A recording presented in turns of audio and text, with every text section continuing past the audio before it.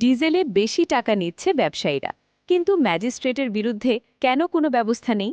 আজকের এই চাঞ্চল্যকর খবর আপনাকে অবাক করবেই।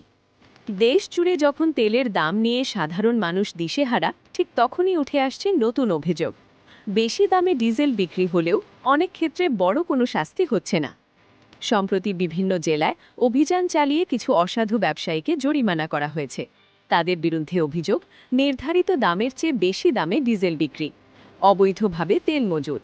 কিন্তু এখানেই শেষ নয়। অনেকেই বলছেন, শুধু জরিমানা দিয়েই পার পেয়ে যাচ্ছে অভিযুক্তরা। বড় সিন্ডিকেট এখনও ধরাছোঁয়ার বাইরে।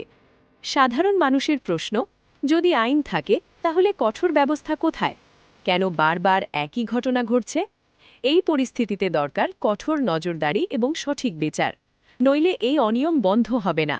আপনি কি মনে করেন কমেন্টে জানান। ভিডিওটি শেয়ার করুন যেন সবাই জানতে পারে। ফলো করুন আরও আপডেটের জন্য।